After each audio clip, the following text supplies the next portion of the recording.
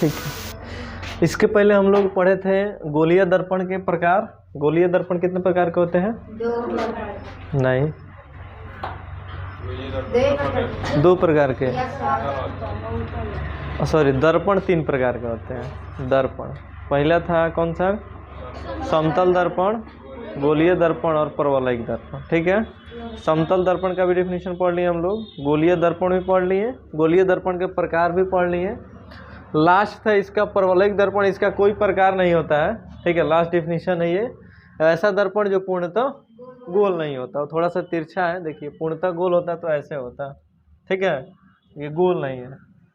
और इसमें और कुछ भी जोड़ना चाहते हैं तो ऐसा दर्पण जो पूर्णतः गोल नहीं हो तथा जिसके उभरे हुए भाग पर कलय किया गया, उसको हम लोग परवलयिक दर्पण कहते हैं। ठीक है, ये लास्ट टॉपिक है दर्पण के प्रकार का। अब यहाँ से जो अगला टॉपिक होगा वो इस चैप्टर का सबसे इम्पोर्टेंट टॉपिक, जिसका नाम है गोलीय दर्पण से संबंधित विभिन्न पद।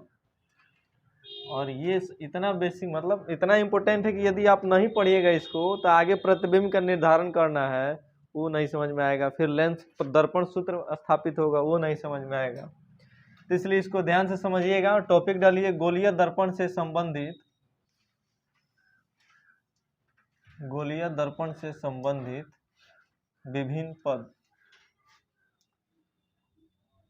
विभिन्न पद यानी डिफरेंट टर्म, अंग्रेजी में लिख सकते हैं different term related with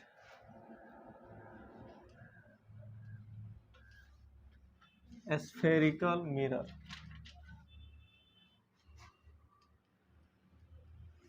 spherical mirror, ठीक है।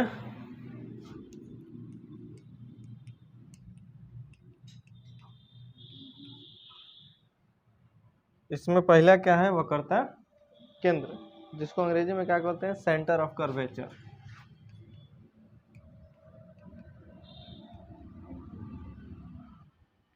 Centre of curvature.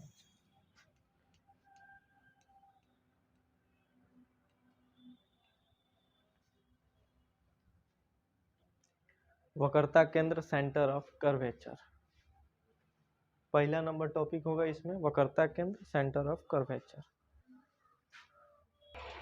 चलिए, पहला टॉपिक क्या है इसमें? वक्रता। इसके बाद तुरंत आएगा वक्रता त्रिज्या, है कि नहीं? उसके बाद मुख्य फोकस, फिर फोकस दूरी, फिर ध्रुव, फिर दर्पण का द्वारक। ये 5-6 टर्म है जो कि बहुत ही इंपॉर्टेंट है, इसलिए इसको ध्यान से समझिए। क्योंकि दूरी भी हम मेजरमेंट जब करेंगे, आपको पढ़ाएगा ना, चिन्ह परिपाटी बताया जाता है कि अगर प्रतिबिंब दर्पण के आगे रहे तो प्रतिबिंब दर्पण के आगे बने तो प्रतिबिंब दूरी प्लस में होता है कि माइनस में होता है कि नहीं? वो सब जब न्यूमेरिकल बनाइएगा तो उसमें यूज होता है। तो ये सब बिना जाने वो नहीं समझ सकते हैं। वक्रता केंद्र, तो इसके नाम से ही पता चलता है, ये केंद्र का मतलब होगा मिड पॉइंट, है कि नहीं? केंद्र का मतलब जो होता है बीच का बिंदु होता है, किसी वस्तु के बीच का बिंदु। लेकिन यहाँ पे दर्पण पढ़ रहे हैं तो दर्पण बना देते हैं। ये हो गया हमारा दर्पण। कौन सा दर्पण? बोलिए, अवतल दर्पण। अगर हम इस दर्पण को कंप्लीट कर दें तो ये गोला बनेगा। गोले में से ही ना काट के बनाया जाता है, इसीलिए तो गोलीय दर्पण पढ़ाया जाता है। 2 प्रकार का होता है, और उसी गोलीय दर्पण को 2 भागों में बांट देते हैं तो एगो बन जाता है अवतल दर्पण, दूसरा बन जाता है उत्तल दर्पण। तो वक्रता केंद्र का डिफिनेशन ये है कि गोलीय दर्पण जिस खोखले गोले का भाग होता है, ये खोखला गोला है, उस गोले के केंद्र को हम लोग, बोलिए क्या कहते हैं? वक्रता केंद्र कहते हैं। समझ में? वक्रता केंद्र किसे कहते हैं? गोलीय दर्पण जिस खोखले गोले का भाग होता है उस खोखले गोले के केंद्र को वक्रता केंद्र कहते हैं। ठीक है, यहाँ पे डिफिनेशन लिख देते हैं, लिख लीजिए आप लोग। हाँ, यहाँ पे बोर्ड पे लिख देते हैं, उतार लीजिए। गोलीय दर्पण जिस खोखले गोले का भाग होता है, उस गोले के केंद्र को, उस गोले के केंद्र को वक्रता केंद्र कहते हैं।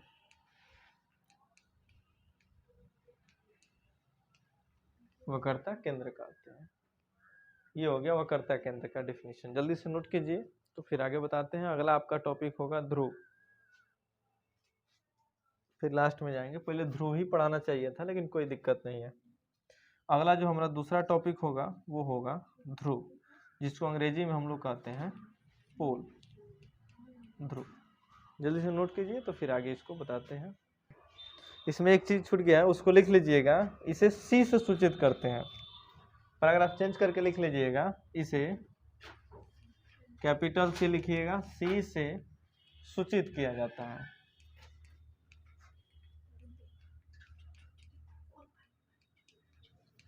सूचित किया जाता है। इसे सी से सूचित किया जाता है। जल्दी से नोट कीजिए। ऐसे दिक्कत यह है कि आगे जब लंबा लंबा टॉपिक मिलेगा तो कुछ चीज़ों को बोर्ड पे बनाना संभव नहीं होता है।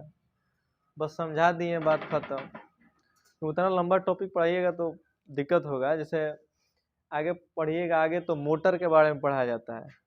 मोटर मशीन कैसे काम करता है, तो उसका विश्लेषण बोर्ड में भर देगा, फिर उसका कैलकुलेशन है।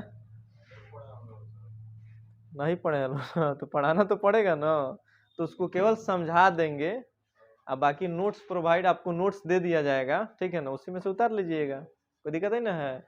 अब बाकी जो भी डाउट हो आप पूछ लीजिएगा। जैसे क्लास में तो हम पूरा समझेबे करेंगे। अब जैसे क्या है, अब वक्रता केंद्र हम पढ़ा रहे हैं, तो वक्रता केंद्र का डिफिनीशन भी तो लिख दिए क्योंकि छोटा था। अब यही बड़ा डिफिनीशन तो थोड़ी लिखते हैं हम, केवल समझा देते बस, हो गया, बात खत्म। उसके बाद नोट्स आपको दे दिया जाएगा, आप अपना देख के उतार लीजिए, तो ग्रुप में भेज दिया जाएगा, और नहीं तो हमारे व्हाट्सएप पे मैसेज कर दीजिएगा, आपको नोट्स दे देंगे हम, ठीक है। सब कोई तो ग्रुप में ही है, ठीक है।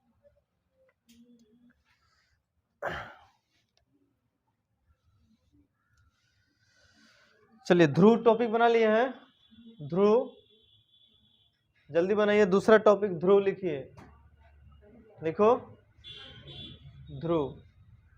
अंग्रेजी में इसको पोल कहते हैं। पोल गांव में का पोल नहीं है, पोला पोला खाएगी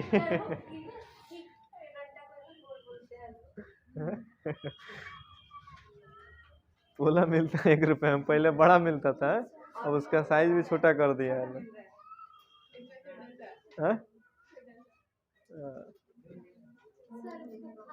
नहीं, वो सब नहीं खाना चाहिए, वो सब प्लास्टिक का बना होता है।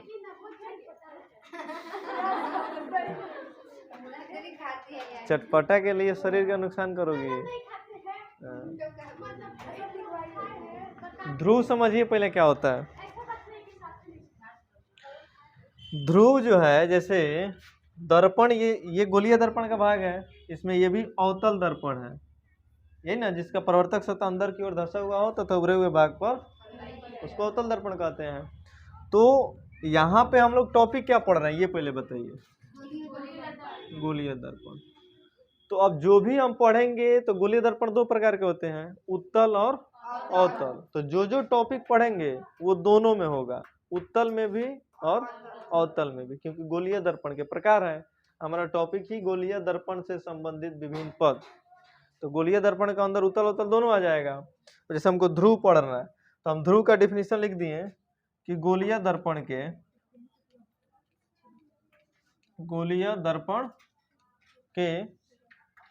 मध्य बिंदु को, या डायरेक्ट लिखिए दर्पण के मध्य बिंदु को क्या कहते हैं, मध्य बिंदु को ध्रुव कहते हैं। एग्जाम में ये डिफिनेशन नहीं आने वाला है ध्रुव भाई, ध्रुव किसे कहते हैं, ये इतना ये डिफिनेशन नहीं था, बस इसको समझना है क्योंकि इसी से हम लोग चिन्ह परिपाटी, जितना सिंबल मेजरमेंट किया जाता है, दूरी जितना मेजर किया जाता है वो सब कहाँ से मेजर होता है, ध्रुव से मेजर होता है। इसलिए ध्रुव तो पता होना चाहिए ना, पहले इसको लिख लीजिए तब बता देते हैं ध्रुव क्या होता है।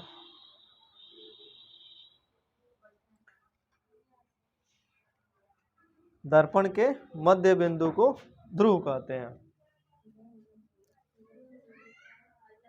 काम कीजिए अथवा में करके एक और डिफिनेशन लिख लीजिए। गोलीय दर्पण के परावर्तक सतह के मध्य बिंदु को ध्रुव कहते हैं। गोलीय दर्पण के परावर्तक सतह के मध्य बिंदु को ध्रुव कहते हैं, क्योंकि ऐसे डाउट क्लियर हो जाएगा। अभी पहले समझा देते हैं, लिखिए गोलीय दर्पण के परावर्तक सतह के मध्य बिंदु को ध्रुव कहते हैं। इसे P से सूचित किया जाता है, इसे P से सूचित किया जाता है। पैराग्राफ चेंज करके लिख लीजिए, ये इसे P से सूचित किया जाता है।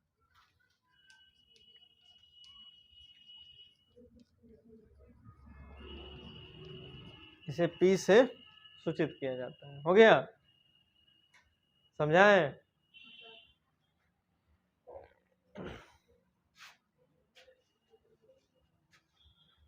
देखिए गोलीय दर्पण के परावर्तक सतह के मध्य बिंदु को ध्रुव कहते हैं। अब गोलीय दर्पण कितने प्रकार के? दो प्रकार के। एक आपका देखिए ये हो गया कौन सा दर्पण? अवतल दर्पण। और ये कौन सा दर्पण? उत्तल दर्पण। कोई दिक्कत इसमें? तो इसके उभरे हुए भाग पर कलई किया जाता है और इसके धंसे हुए भाग पर, और इन दोनों को जोड़ के ला के जोड़ देंगे तो गोलीय दर्पण हो गया। अब हम भी पढ़े कि गोलीय दर्पण के परावर्तक सतह के मध्य बिंदु को ध्रुव कहते हैं। ठीक है, तो परावर्तक सतह यही होता है, ये होता है परावर्तक सतह। क्योंकि डिफिनीशन जब पढ़ते हैं तो हम पढ़ते हैं कि ऐसा दर्पण जिसका परावर्तक सतह अंदर की ओर धंसा हुआ हो, ये ना पढ़ते हैं। तो परावर्तक सतह ये है। प्रकाश का जो परावर्तन होता है, अब जैसे मान लीजिए कलई उधर किया गया है, उधर से प्रकाश को भेजिएगा तो प्रकाश परावर्तन होगा? नहीं होगा। प्रकाश का परावर्तन किधर से होगा? आगे से होगा, क्योंकि इसका परावर्तक सतह ये है। तो परावर्तक सतह के मध्य बिंदु को, ये इसका क्या है? मध्य बिंदु, बीच का बिंदु। मध्य बिंदु ये मत सोच लीजिएगा बीच का, ये वक्रता केंद्र है। आपको डिफिनीशन बोलना है परावर्तक सतह के मध्य बिंदु को हम लोग क्या कहते हैं? ध्रुव कहते हैं। आ रहा समझ में? इसका भी परावर्तक सतह ये है और इसके मध्य बिंदु को इधर हम लोग क्या कहेंगे? बोलिए, ध्रुव कहेंगे। तो ये हो गया अवतल दर्पण का ध्रुव और बगल वाला हो गया उत्तल दर्पण का ध्रुव। बोलिए कोई दिक्कत है? चलिए जल्दी से दोनों फिगर बना लीजिए, फिर आगे बताते हैं। हाँ, इसके जगह पे P भी लिख सकते हैं क्योंकि इसको P से सूचित किया जाता है। तो फिगर बना लीजिए जल्दी से, फिर आगे आप लोगों को बताते हैं। और इसको पहले रिवाइज कर लेते हैं। देखिए ध्यान दीजिए इधर है, पहला टॉपिक क्या था इसमें? वक्रता केंद्र। अब ऐसे पढ़िए कि क्लास में याद हो जाए। गोलीय दर्पण जिस खोखले गोले का भाग होता है उस गोले के केंद्र को वक्रता केंद्र कहते हैं। ठीक है, या आप ऐसे ही बोल सकते हैं कि गोलीय दर्पण, यदि खोखला भाग नहीं याद हो रहा है तो आप डायरेक्ट बोलिए कि गोलीय दर्पण के केंद्र को वक्रता केंद्र कहते हैं। हो गया। इसको किसे सूचित करते हैं? सी से। तो ये हो गया आपका सी, याद हो गया। दूसरा है यहाँ पे क्या? ध्रुव। क्योंकि अभी हम पढ़ाएंगे वक्रता त्रिज्या, तो उसमें बताएंगे कि दर्पण के ध्रुव तथा वक्रता केंद्र के बीच की दूरी को क्या कहते हैं? वक्रता त्रिज्या कहते हैं। तो जब ध्रुव पता रहेगा तब ना वक्रता त्रिज्या पढ़िएगा। अब ध्रुव क्या होता है? ध्रुव गोलीय दर्पण के मध्य बिंदु को ध्रुव कहते हैं, या गोलीय दर्पण के परावर्तक सतह के मध्य बिंदु को ध्रुव कहते हैं। तो यहाँ पे गोलीय दर्पण दो गो है, एगो अवतल दर्पण, एगो उत्तल दर्पण। तो इसके परावर्तक सतह हो गया बीच का बिंदु, परावर्तक सतह के मध्य बिंदु को ध्रुव कहते हैं। यहाँ पे लिख दिए P। ये हो गया परावर्तक सतह और ये हो गया इसके बीच का पॉइंट। ठीक है, और ये हो गया इसका परावर्तक सतह और ये हो गया इसके बीच का पॉइंट। तो ये दोनों हो गए ध्रुव, एक अवतल दर्पण का, एक उत्तल दर्पण। कोई दिक्कत इसमें? अब पढ़ना है हमको वक्रता त्रिज्या। जैसे आप लोग ब्रीथ पढ़ते हैं, ब्रीथे पे समझिए ना थोड़ा सा। तो ब्रीथ जब हम लोग पढ़ते हैं ना, तो ब्रीथ की केवल त्रिज्या पढ़ते हैं, वक्रता त्रिज्या नहीं पढ़ते हैं। लेकिन इसमें थोड़ा सा देखिए क्या डिफरेंस होता है। ये है ब्रीथ की त्रिज्या, और ये देखिए ये है गोलीय दर्पण की वक्रता त्रिज्या। ध्यान दे दीजिए, ये है आपका इसका क्या, ध्रुव। ध्रुव को किसे सूचित करते हैं? जहां भी पी देखे तुरंत समझना है कि पी से प्रिंस, ठीक है, यानी ध्रुव। पी से पोल, ध्रुव नहीं, ध्रुव, ठीक है। यानी पी से पोल, पोल का मतलब ध्रुव। और ये है आपका सी, सी मतलब वक्रता केंद्र। इधर वाले को अब मिटा देते हैं। जैसे आप ब्रीथ में त्रिज्या पढ़ते हैं, वैसे ही दर्पण में ये वक्रता त्रिज्या है। कौन सा त्रिज्या? वक्रता त्रिज्या। उस त्रिज्या को हम लोग आर से सूचित करते हैं, इसको भी आर से सूचित करते हैं। डिस्टेंस ये हो गया capital R, capital small R भी होता है, ठीक है, लेकिन आप बोल दिए तो कैपिटल आर लिख दिए। स्मॉल आर भी होता है, स्मॉल आर भी लिख सकते हैं। तो ये है इसका क्या, वक्रता। लेकिन देखिए दोनों में अंतर क्या होता है, इसकी त्रिज्या कहीं से भी लिया जा सकता है कि नहीं? इधर से लीजिए, इधर से लीजिए, इधर से लीजिए, इधर से लीजिए, लेकिन इसका ऐसा नहीं है। इसका त्रिज्या कभी भी जाएगा तो ध्रुव से ही जाएगा, यानी ध्रुव से लेके और वक्रता केंद्र तक की बीच की दूरी को वक्रता, याद हो गया है कि नहीं? तो तीसरा टॉपिक हमारा होगा वक्रता त्रिज्या। टॉपिक डालिए 3 नंबर में, वक्रता त्रिज्या।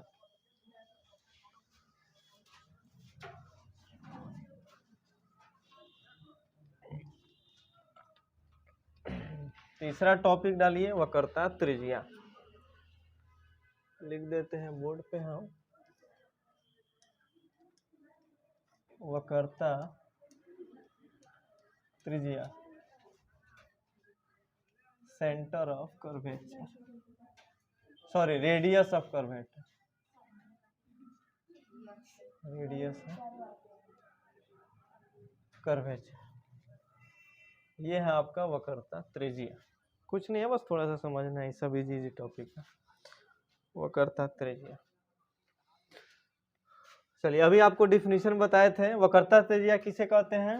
दर्पण के, बोलिए, ध्रुव तथा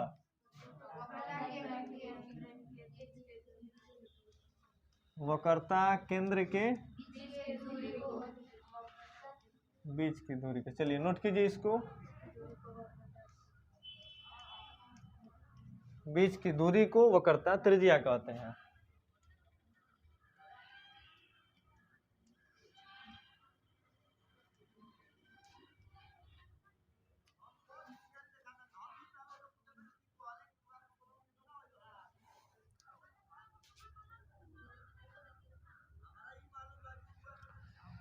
दर्पण के ध्रुव तथा वक्रता केंद्र के बीच की दूरी को वक्रता त्रिज्या कहते हैं। इसे आर से सूचित किया जाता है।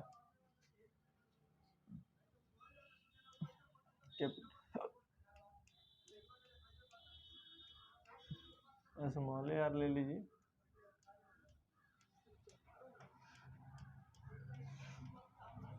इसे आर से सूचित करते हैं।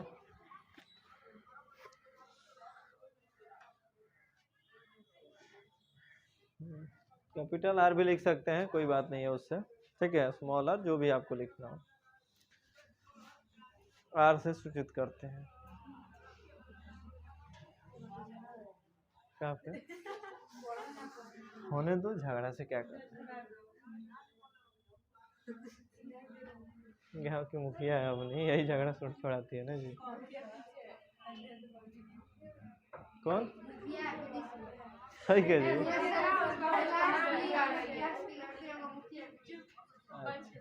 हम सोचे गाँव के, हम समझ में आ रहे बाबू है? सुनिए, दर्पण के ध्रुव तथा वक्रता केंद्र के बीच की तरफ, इसका फिगर बना लेते हैं। इसका भी फिगर उत्तल दर्पण में भी होगा, अवतल दर्पण में होगा, लेकिन एक ही दर्पण में हम बनाते हैं, ठीक है। अब दोनों बार बार बनाना ठीक नहीं है, अवतल दर्पण में ही बनाते हैं, ऐसे अवतल दर्पण बना लेते हैं। ये अवतल दर्पण हो गया और ये हो गया अवतल दर्पण का क्या है, ध्रुव। अवतल दर्पण का बोले तो पी जहां भी दिखे वो ध्रुव है, तो अवतल दर्पण का ध्रुव। और यहाँ पे हो गया आपका दर्पण का वक्रता केंद्र, और यहाँ से लेके यहाँ तक की बीच की दूरी को हम लोग कहते हैं वक्रता त्रिज्या, जिसको हम लिख देते हैं यहाँ पे स्मॉल आर, क्योंकि बीच का डिस्टेंस है। ये आपको यहाँ पे आप सी भी लिख सकते हैं क्योंकि ये वक्रता केंद्र है। फिगर बना लीजिए, यहाँ जो आप यहाँ लिख सकते हैं, यहाँ CP जो है C से लेके P तक CP वक्रता त्रिज्या है, वक्रता त्रिज्या है। ये आपका हो गया वक्रता त्रिज्या।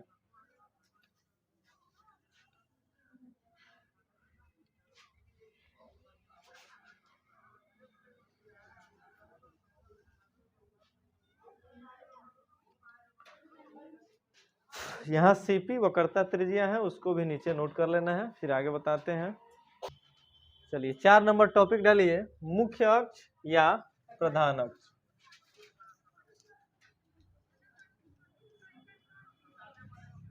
मुख्य अक्ष या प्रधान अक्ष, जिसको हम लोग अंग्रेजी बोलते हैं मेन एक्सिस या और principal axis. Principal axis, main axis या और प्रिंसिपल एक्सिस, मुख्य अक्ष या प्रधान अक्ष, दो नाम है इसका। डिफिनीशन ही लिख देते हैं बोर्ड पे, नोट कर लीजिए। दर्पण के MAIN मेन, दर्पण के ध्रुव तथा वक्रता केंद्र को मिलाने वाली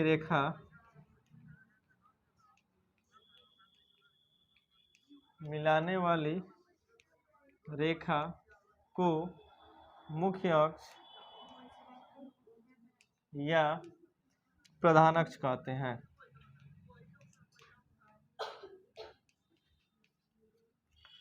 ठीक है, इजी सी चीज है, इसका भी देखिए समझ लीजिए थोड़ा सा यहाँ पे, उसके बाद आराम से अपना उतार लीजिएगा। देखिए एकदम इजी है। ये हो गया हमारा दर्पण, और इधर बना देते हैं दर्पण का ध्रुव। ये हो गया दर्पण, दर्पण का डिफिनीशन में क्या लिखा है कि दर्पण के ध्रुव तथा वक्रता केंद्र को जो रेखा मिलाती हो वही होता है प्रधान अक्ष। ठीक है, तो यहाँ पे ले लेते हैं हम लोग दर्पण का वक्रता केंद्र, दर्पण का वक्रता केंद्र।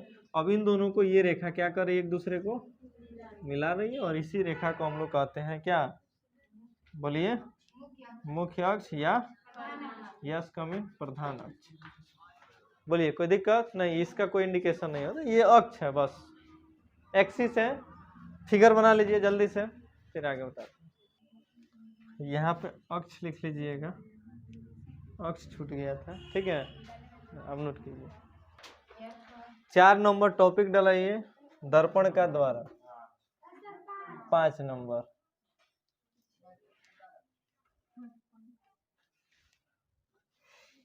दर्पण का द्वारा, लास्ट टॉपिक पढ़ लीजिए ये। ठीक है,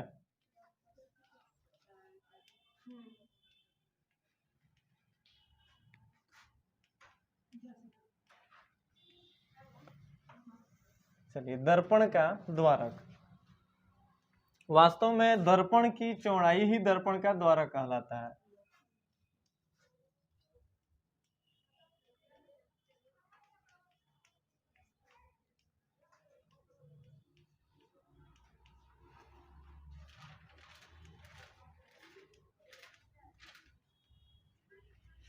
दर्पण की चौड़ाई को ही दर्पण का द्वारक कहते हैं। डिफिनेशन लिख लीजिए। चलिए, यस कम इन। यहाँ पे हो गया आपका ये दर्पण का चौड़ाई, और इसी को कहते हैं हम लोग द्वारक। ठीक है, ये दर्पण, कौन सा दर्पण, अवतल दर्पण। तो चौड़ाई निकालने के लिए डॉट डॉट लाइन से एक लाइन खींच दी है, और ये चौड़ाई ही दर्पण का द्वारक हो गया। ठीक है, नोट कर लीजिए इसको, इसके आगे हम लोग फिर कल पढ़ेंगे।